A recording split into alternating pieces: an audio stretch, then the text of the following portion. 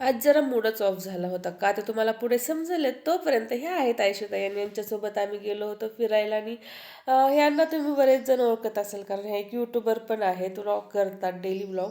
आणि हे बघा पुण्यातलं सारखंच ट्रॉफिक आमचं गावाकडे पण काही पार्टच सोडत नाही आणि मुलांची अशी गाडीमध्ये काही मस्ती चालू होती. आणि थंडी पण खूप होती. म्हटलं चला चहा पिऊया. तिथे कुंदा चहा खूपच फेमस होता. मग आम्ही घेतला, पण मला पर्सनली तर काही आवडला नाही. मग तिथेच थोडीशी शेंगदाणा चटणीची वगैरे शॉपिंग केली. मग तिथून पुढे जायला निघालो आणि जाता जाता एका ठिकाणी थांबलो होतो. तिथे मुलांना असं काही खेळायला होतं आणि आबीची आणि शिवांगची मस्ती काही थांबत होती. आणि जाता जाता आम्हाला एवढी सारी बोरीची झाडं दिसली ना, त्या साईडला बोरीची झाडं जरा जास्तच होती आणि मी फर्स्ट टाइम बघत होते. आणि अशी झाडावरची बोरं खायला ना मज्जा काही वेगळीच असते. एवढी सारी बोरं आम्ही तोडून आणली होती आणि मग निघालो आम्ही तुळजापूरला आणि फायनली तुळजापूरला पोहोचले होते. आमचा मूडच ऑफ झाला. इथे एवढी गर्दी होती, असं म्हणत होते की तुम्ही किती पण वेळ दर्शन रांगेमध्ये थांबलं तुम्हाला गाभाऱ्यामध्ये पण एंट्री नाही भेटत आहे. म्हटलं चला बाहेरूनच दर्शन घेऊयात.